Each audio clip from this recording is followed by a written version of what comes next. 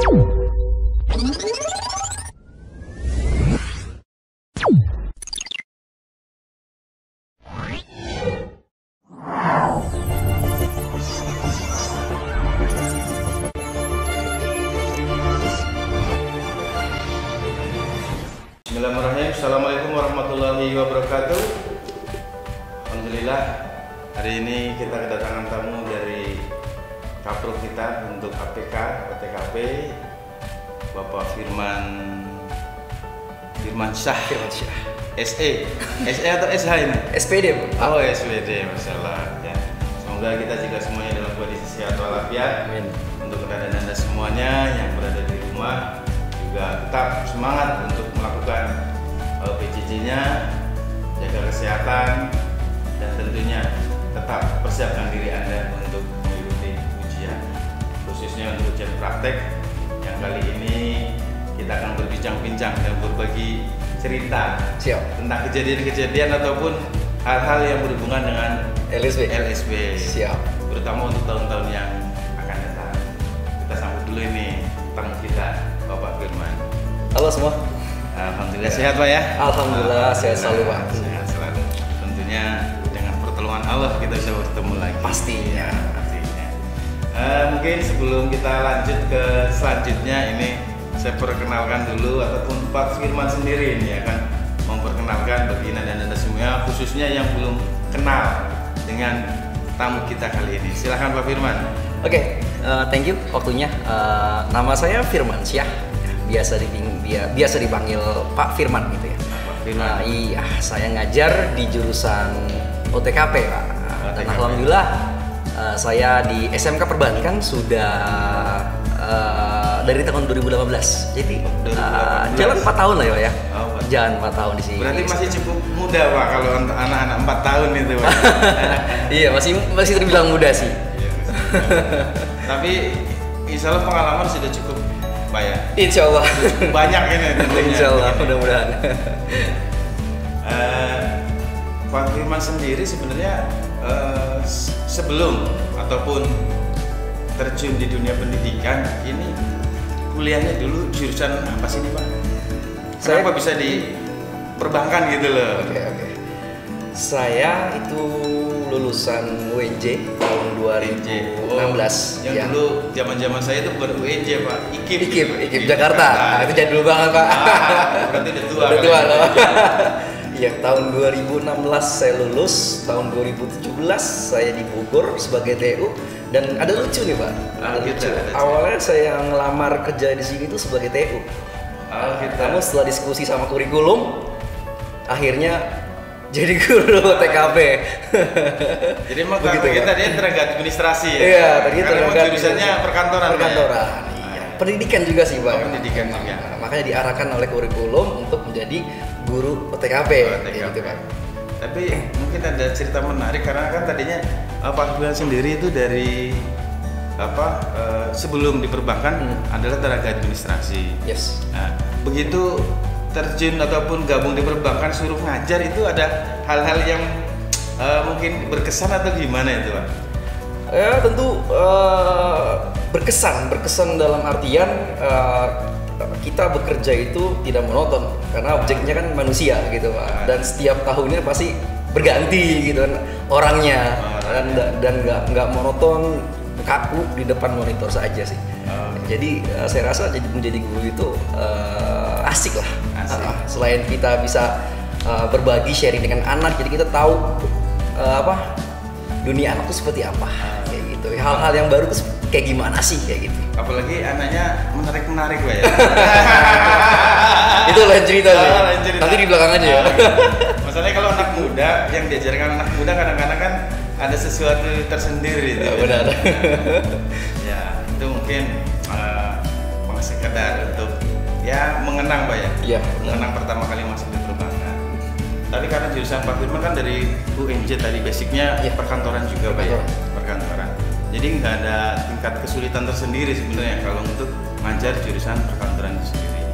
Kalau untuk tingkat kesulitan sih alhamdulillah saya bisa menyesuaikan dengan pelajaran-pelajaran yang ada gitu. Memang nggak semua yang kita pelajarin pada saat kita kuliah itu diterapkan pada saat SMK, karena kan teknologi kan terus berkembang ya. Contoh kayak stenografi digantikan dengan elektronik kayak gitu kan, dan seterusnya seperti itu. Kayak mesin tik, dulu kita belajar mesin tik, wah itu tangan sampai pegel ya kan, nggak kepake kan karena perkembangan teknologi yang sangat dinamis gitu sih Pak.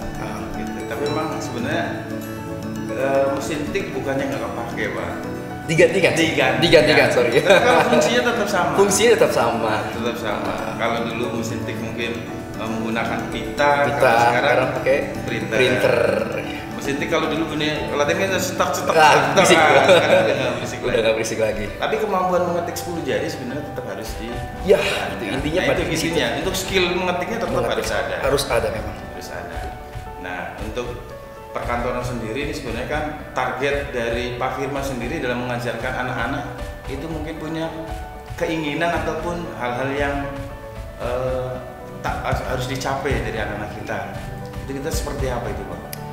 Kalau untuk standar anak-anak lulus, tentunya kita punya naungan ya, LSP, Lembaga Survei Profesi. Jadi kita di bawah naungan LSP, dan tentunya yang kita harapkan anak-anak bisa sesuai dengan kompetensi yang diharapkan oleh LSP.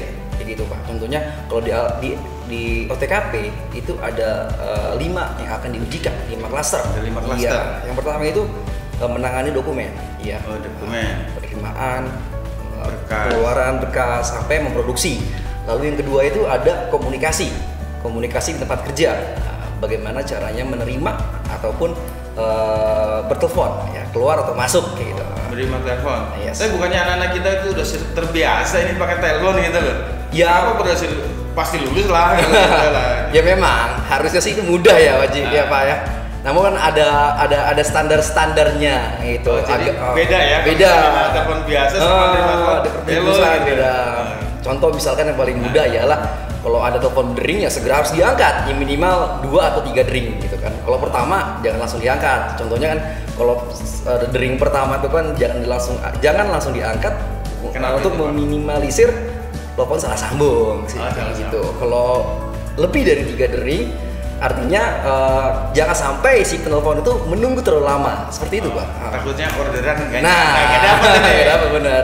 Iya. Makanya perusahaan kan salah satu target dari perusahaan kan dapat customer sebanyak-banyaknya. Pelayanan prima, excellent service.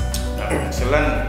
Nah, kalau ada beberapa telepon masuk 3 dering atau 4 dering nggak diangkat, kadang-kadang customer juga udah kabur nanti. Benar sekali. Itu harapannya dari kita semuanya, anak-anak sudah terbiasa begitu. Yes. Selain itu apa nih Pak? Selain dokumen tadi, komunikasi. Lalu yang ketiga itu agenda pimpinan. Membuat karena jurusan OTKP. Yes. Jadi memang harus belajar agenda pimpinan ini. Kenapa? Karena seorang sekretaris pasti harus tahu gimana cara memanage manajernya. Iya, kegiatan pimpinan harus tahu gitu. Karena kalau nggak bisa lah pimpinannya nanti keder juga. Keder sendiri. Karena yang ada protokol segala macam yang mengatur itulah sekretarisnya. Dan anak-anak kita dididik untuk jadi seorang sekretaris nggak nih Pak? Pastinya Pak. Oh pastinya. Okay. Lalu ada pelayanan prima, dan yang terakhir itu pengelolaan kas kecil. Pengelolaan kas kecil. Kenapa nggak kasih yang gede aja nih Pak? Kok kasih yang kecil gitu? Enak-enak kecil kayak Pak. Kalau kas kecil itu simpel saja sih anak. Ya paling hanya mencatat voucher masuk, voucher keluar, buku kas kecil, dan sampai ke laporan. Itu aja sih Pak kalau untuk kas kecil. Nggak spesifik akuntansi kayak gitu, nggak spesifik itu. Kas kecil ini biasa kita kan petty cash. Petty cash, yes. Jadi transaksi yang sifatnya cash sifatnya saja. Kecil saja. Nah itu emang dari tadi semua kompetensi itu harus lulus atau hanya sebagian aja tuh Mbak bisa lulus LSP ini? Harus 5-5-nya lulus. Yes, satu kompetensi nggak lulus ya anak-anak tidak dianggap lulus. Tidak dianggap lulus. Berarti semua ngolak dokumen pintar, komunikasi pintar, kemudian terakhir untuk ngatur bosnya nggak pintar, nggak lulus ini. Nggak lulus. Berarti kompetensinya memang harus semuanya. Harus semuanya dimiliki, harus dikuasai sama anak kayak gitu. Nah, karena kompetensinya cukup banyak ini. Ya. Dari Pak Firman sendiri gimana nih cara memanage anak-anak kita? Kenapa? Karena notabene-nya anak-anak SMK itu kan ya mohon maaf kadang-kadang kayak anak saya sendiri, karena saya juga punya anak SMK Pak Yes. ya, itu tingkat kemauan untuk belajar itu rada berat. Lebih enak dia lebih belajar, bukan belajar sebenarnya, dia main gadgetnya alasannya belajar. Padahal kayak sekarang, kalau dulu anak-anak menggunakan handphone tidak diperbolehkan di sekolah ataupun di rumah dibatasin. Nah dengan adanya PJJ ini kan ibarat kata boleh dijor gitu loh. Yes. Nah itu dari pihak guru ataupun di pihak sekolah dalam memanage anak-anak supaya menggunakan handphone ini sebaik mungkin, itu pelajarannya gimana nih Pak? Ya gimana ya, untuk perkembangan teknologi terutama pada handphone ya Pak, nggak Ya, bisa kita nggak bisa melarang memang karena memang udah zamannya anak tuh seperti itu kayak gitu. Kita mungkin hanya bisa mengkontrol dikontrol. kegiatan daily-nya seperti apa saja sih, dia gunakan HP atau apa saja. Kita tetap mengkontrol, tidak melepas begitu saja. Kalau untuk ditanya kan PJJ bisa, kan PJJ, terus offline-nya bagaimana pelajarannya? Tools yang ada di handphone, setahu saya aplikasi-aplikasi sudah mendukung Untuk persiapan untuk itu. persiapan LSP. praktek. Contohnya di aplikasi handphone ada Google Drive, ada Google Spreadsheet, Google Docs, WPS Office dan semacamnya gitu. Jadi bagaimana si anaknya saja Pak bisa memanfaatkan aplikasi-aplikasi yang tersedia kayak gitu Pak. Kalau anaknya memang rajin, kreatif, otomatis anak tersebut tidak akan kesulitan kayak gitu sih Pak. Saya juga selaku pembimbing selalu memberikan arahan. Ada WPS Office, ada Google Spreadsheet, toolsnya sama, paling cuma beda penempatannya saja kayak gitu Pak. Kalian cuma perlu belajar 10-15 menit, kalian pasti bisa. Gitu. Seperti itu Pak. Oh, jadi cukup menarik juga sebenarnya ya. PJJ mungkin dampaknya bagi anak-anak kita, khususnya untuk anak-anak perkantoran, tidak begitu pengaruh. Ya seharusnya. Tetapi kan dalam kondisi real nyatanya ada nggak nih? Ya, ini jujur saja nih Pak. Ya. Ada nggak kadang-kadang anak-anak yang suruh praktek saja ataupun suruh belajar atau ngerjain tugas itu apa ya? Ya ada yang males-malesan, ada yang Itu kurang udah pasti, semangat, Pak. itu pasti ada. Secara realistis sekarang anak memang lebih suka untuk membuka media sosial. Nah Seperti itu TikTok. tadi yang permasalahannya. Nah, itu. Kan kita harapin anak-anak kita membuka handphone untuk belajar tadi. Yes. Cara ngetik 10 jari ataupun cara mengirim email. Nah, tetapi bukti kenyataannya kadang-kadang dia malah lebih cenderung main IG, Twitter ataupun WA group dan lain-lain yang nggak ada sangkut pautnya dengan pelajaran. Nah itu kadang-kadang mungkin bentuk apa ya, komunikasi ke anak itu seperti apa Pak? Ya memang itu salah satu kelemahan, titik paling lemah PJJ. Kita nggak bisa kendalikan atau kontrol anak dalam menggunakan gadget begitu. Jadi yang paling solusi dari sekolah itu tetap mendatangkan anak untuk praktek gitu. Tetap kayak gitu Pak. Jadi anak belajar di rumah, lalu kita praktekkan di sekolah, begitu seterusnya. Tapi tetap kalau PTM datang ke sekolah, jangan lupa lagi prokesnya harus. Maka untuk datang ke sekolah itu anak pengaturannya itu gimana Pak? Karena kalau anak-anak praktek ataupun anak-anak seusia SMK, itu kalau ketemu temennya kan, masya Allah itu beda dengan mungkin anak SD diperingatin sekali itu udah selesai lah, gampang, ataupun anak-anak yang masih kecil. Tapi kalau udah dewasa seperti itu kadang-kadang kan ketemu temennya itu akrabnya itu karena udah lama nggak ketemu gitu loh. Iya. Nah itu prokesnya itu gimana nih Pak ini? Saya selalu punya prinsip bahwa anak SMA itu tidak harus kita bimbing banget, karena anak SMK itu sudah punya pola pikir. Kalau saya sebut prinsip seperti itu. Namun memang pada kenyataannya ya tadi seperti Bapak yang sudah bilang, saking lamanya nggak pernah ketemu, akhirnya ketemu memang untuk prokes sering dilanggar, sulit itu sekali memang dikendalikan. Jangankan anak lah, kita sendiri, saya sendiri juga memang terkadang juga seperti itu begitu.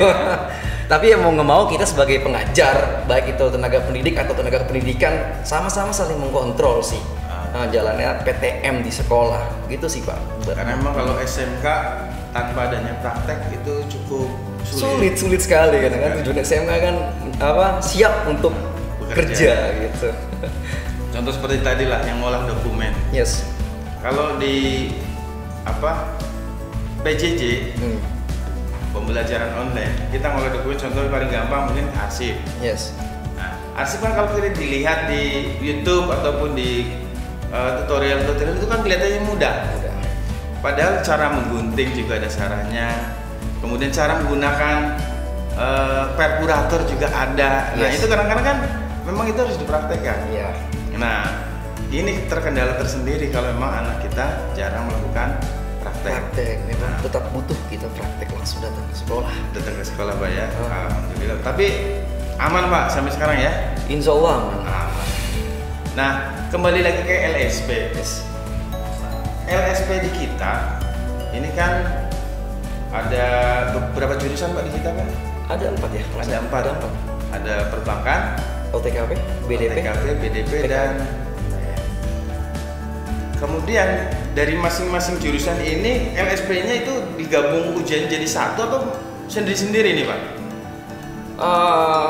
Kalau dari tahun-tahun sebelumnya waktu pelaksanaannya sama, namun dibagi-bagi kelas kayak gitu Pak. Jadi OTKP di ruangannya, BDP di ruangannya, PKM di ruangannya, akuntansi di ruangannya. Tapi pada waktu yang sama gitu Pak, dengan LSP yang sama pula. Gitu. Oh, bukan setiap jurusan LSP-nya sendiri-sendiri Pak? Sama aja Pak, beda pengujinya aja. Oh, beda pengujinya aja. Ya nggak mungkin dong penguji asesor OTKP nguji anak akuntansi. Berarti kalau untuk pusing nanti. Untuk OTKP berarti LSP-nya tetap harus dari orang OTKP. Nah, kan penguji juga bermacam-macam Pak ya. Yes. Kadang-kadang ada yang cukup tanda kutip memaklumi kondisi anak. Ada juga yang sulit untuk memahami kondisi anak, artinya dia benar-benar berpatokan pada pada checklist yang ada. Nah, kira-kira kadang-kadang ada nggak sih dari para penguji ini yang boleh dikata itu merugikan anak kita? Sampai sejauh ini tidak pernah sih alhamdulillahnya, karena penguji pun punya anak didik. Nah, penguji pun punya anak didik, jadi si penguji ini nggak mungkin dong, nggak mau dong anak didiknya terlalu tertulis banget lah, terlalu ditulis banget kan gitu. Saya sih selalu berpikiran seperti itu Pak, selalu berpositif thinking. Jadi harapannya penguji itu pada waktu menguji kayak sedang menguji anaknya sendiri. Kayak gitu Pak, benar. Jadi ya ada bimbingan. Ada bimbingan. Jadi menguji boleh, tapi jangan menakutkan Pak ya. Benar sekali. Jangan sampai begitu melihat asesornya kita udah keringet dingin, tegang lah itu kan. Nah kemudian Bapak, untuk LSP ini OTKP itu mungkin peralatannya itu gimana itu Pak? Sesuai standar dari perusahaan, karena kan harapannya anak-anak kita tadi seperti Bapak sampaikan itu ada 5 ya, yang harus dikuasain. Nah sementara anak-anak kita kadang-kadang untuk berlatih satu kompetensi saja itu kan cukup makan waktu. Sementara kalau nih ujian LSP ini berapa waktunya nih Pak? Berapa lama nih Pak? Kalau untuk tahun lalu itu anak-anak itu dalam satu kelompok dibagi menjadi 2 hari. 2 hari 8 jam. 8 jam. Dari pagi sampai sore. Oh, berarti 16 jam full Pak ya? Yes. Kalau masalah alat, menurut saya kalau untuk OTKP itu nggak ada masalah. Karena hanya menggunakan beberapa peralatan saja. Kan cuma ada peralatan kantor lah. Iya, kantor. Intinya sih yang pertama adalah komputer. Kalau ada komputer aman. Itu aja sih Pak. Tapi anak kita nggak ada yang takut Pak pakai komputer Pak. Takutnya kayak zaman saya dulu Pak. Zaman saya dulu megang handphone aja takut itu loh. Iya, memang terkendala di kita itu, anak-anak kita itu sama handphone itu nggak gaptek. Tapi kalau sama komputer itu gaptek. Nah ya. itu menarik juga ini. Itu. Padahal sama-sama teknologi. Ini ada handphone, ada komputer. Gitu. Ya. fungsinya sebenarnya hampir sama. Fungsinya hampir sama. Tapi kenapa anak kita itu pakai komputernya itu nggak secanggih pakai handphonenya gitu loh? Dilihat dari latar belakang sih memang anak tersebut pada waktu SMP memang tidak ada pelajaran komputer, di rumahnya nggak ada laptop atau PC, jadi kita memaklumi mereka hanya dapat pembelajaran tentang komputer hanya di sekolah, begitu. Itu sih kendalanya di sana. Tapi itu mungkin dari sekian banyak siswa itu hanya sekian persennya Sekian persen saja yang hanya punya komputer gitu. Yang nggak punya komputer. Lebih banyak yang nggak punya dibandingkan yang punya. Nah, untuk persiapan LSP sendiri ini kan tingkat kompetensinya cukup tinggi pasti standarnya Pak ya. Nah, kalau ada anak mungkin yang 1, 2 yang masih perlu perhatian khusus, itu gimana Pak? Sebelum ujian dilakukan, saya selaku pembimbing pasti kan memberikan soal-soal yang berulang, gitu kan. Oh, jadi soalnya udah soal yang berulang terus kasih lagi ya, gitu sampai ya? anak-anak bosan kayak gitu. Jadi harapannya sih anak-anak memang sudah terbiasa dengan soal-soal LSP yang sudah mereka kerjakan kayak gitu. Oh, jadi pakai soal-soal kemarin yes, Pak ya? Gitu. Itu sih tipsnya kan. Triksnya mengerjakan soal-soal LSP yang sudah diujikan kayak gitu Pak. Jadi saya rasa untuk memang banyak sekali kompetensi-kompetensi yang harus anak-anak kerjakan kayak gitu. Namun mengingat bahwa mereka hanya mengerjakan di komputer dan di laptop. Di komputer dan menggunakan intercom, menggunakan telepon di meja yang sama. Jadi tidak ada alat ini sana sini enggak. Jadi anak-anak kayak kerja biasa gitu kan. Jadi di depan peralatan sudah disiapkan, sudah ready semua. Anak hanya depan komputer mengerjakan soal-soal yang tersedia. Jadi saya rasa untuk kesulitan bisa diminimalisir. Ada solusinya kayak gitu. Itu salah satu tipsnya ya Pak ya, udah diulang. Berulang terus latihan dan paling penting Pak, gimana? Percaya diri dan jangan nervous. Nah, Kadang-kadang yang paling susah itu menghindarin nervous itu loh Pak. Kadang anak-anak dihadapkan pada situasi yang beda gitu, di depan komputer dalam waktu yang cukup lama 2 hari dan diuji oleh bukan gurunya. Gurunya hanya mendampingkan, pasti mempunyai level ketegangan yang berbeda ya kan Pak. Jadi anak-anak itu bisa memanage dirinya agar tetap percaya diri dan gak nervous di depan komputer. Gitu. Kadang-kadang kalau kita nervous, kita nggak percaya diri, udah ngeblank aja begitu. Hilang nggak sih? Hilang ya. Iya. Jadi mau ngomong A jadi B gitu Pak ya. Iya. Kalau yang gampangnya ya nggak usah grogian lah. Nggak usah grogi lah gitu. Nggak usah grogi. Kalau nervous ya memang itu bawaan juga kadang-kadang. Belum pernah ketemu sama orangnya. Mungkin kalau masuk ke labnya kita anak-anak mungkin udah sering. Tapi begitu ngelihat pengujinya beda. Ini permasalahan tersendiri. Iya. Tapi itulah salah satu mungkin trik dalam berkomunikasi. Karena kan kita komunikasi bukan hanya sama orang yang kita kenal. Benar. Kadang-kadang mana suatu tempat, itulah kita bisa menyesuaikan. Iya. Nah, apalagi sekarang dunianya sudah ibarat dunia global Pak ya. Yes. Nah, kalau dalam ketika komunikasi itu sendiri, itu yang disampaikan hanya bahasa Indonesia saja atau memang ada yang Inggrisnya itu Pak? Sejauh ini kita hanya bahasa Indonesia saja. Bahasa Indonesia saja. Jadi belum dipersiapkan kalau untuk bahasa Inggris itu hanya surat saja. Surat. Jadi anak dilatih mengkonsep surat. Oleh bahasa Indonesia dan bahasa Inggris dalam bahasa Inggris. Gitu. Seperti tadi, kalau ini sudah mulai dunia digital seperti Bapak tadi sampaikan, mesin tik sudah tergantikan dengan keyboard, tapi ilmunya tetap ada itu. Tetap ada ilmu mengetiknya. Nah, yang jadi pertanyaan saya salah satunya adalah steno, Pak. Kalau zaman dulu itu steno masih diajarkan itu nulis. Nah, untuk tahun-tahun sekarang itu masih diajarkan juga untuk anak-anak kita atau bahkan masih diujikan di LSP itu? Sama sekali tidak. Kalau steno itu memang stenografi kan menulis cepat lah ya.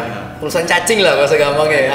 Tulisan cacing itu digunakan ya sudah lama banget kita tinggalin gitu kan. Oh, jadi itu nggak masuk di standar LSP itu ya? Tidak masuk standar di LSP karena untuk merangkum, untuk membuat notula itu nggak perlu pakai steno.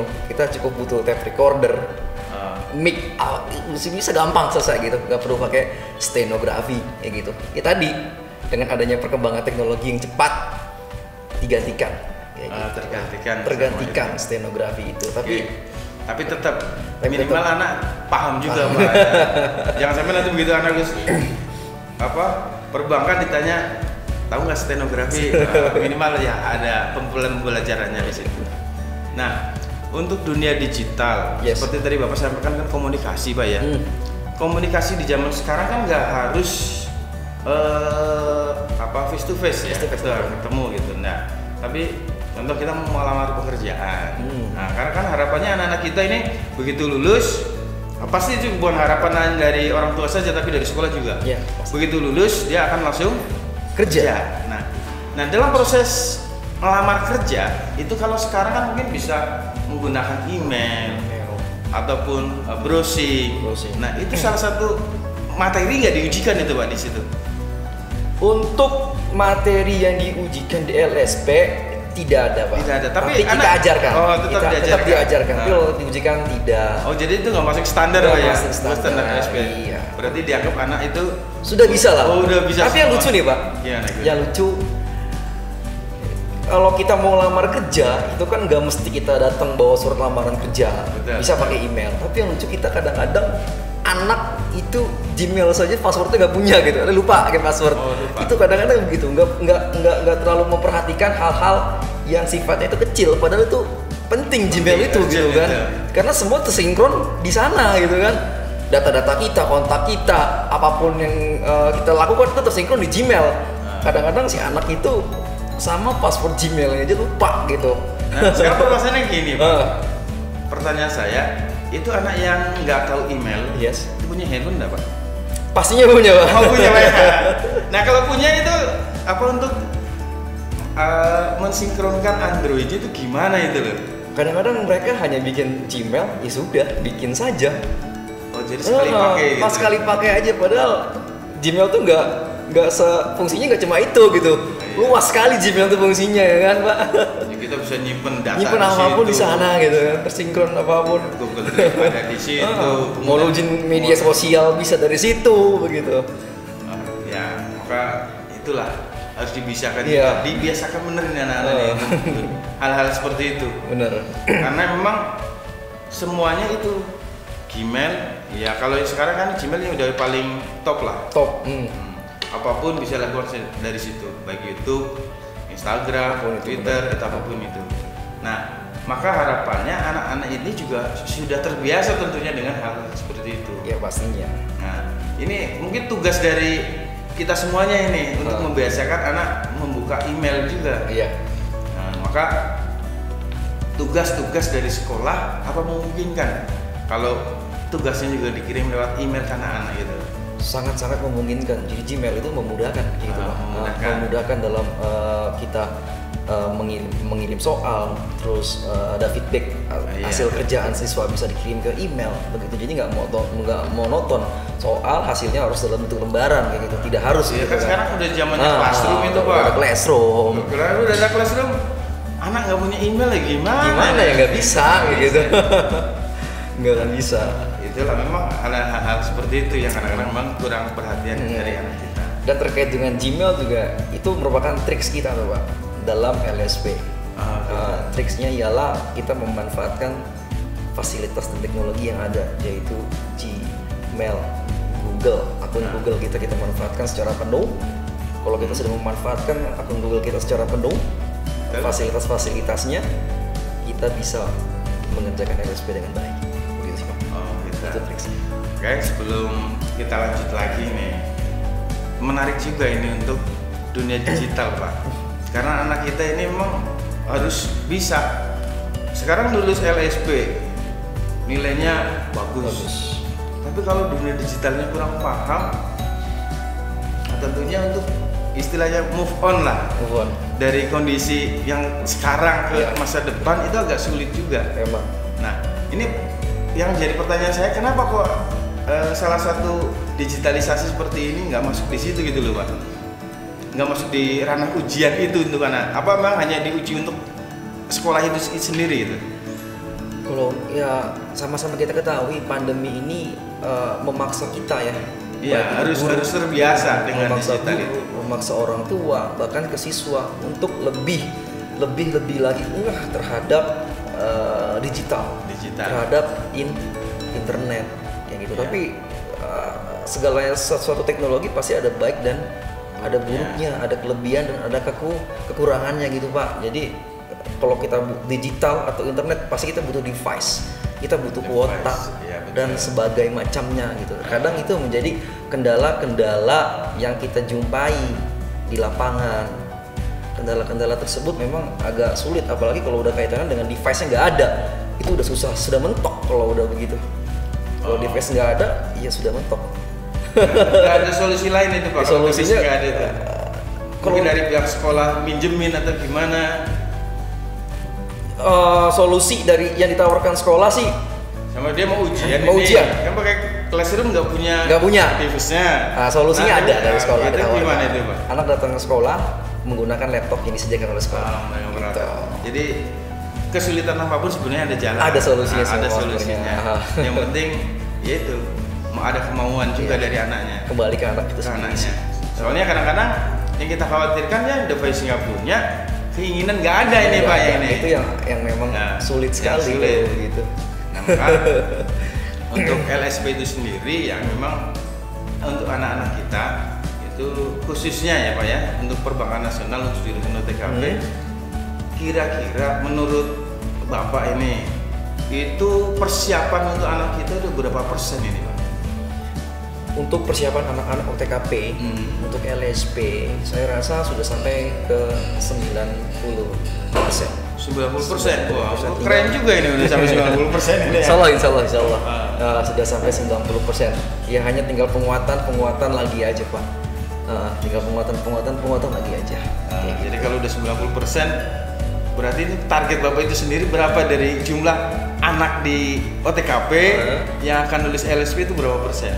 Harapan saya selaku pembimbing dan sekolah tentunya mengharapkan 100% lulus. Keren juga ini targetnya Pak ya, semoga dimudahkan ini. Kalau target harus optimis. Harus optimis kalau target.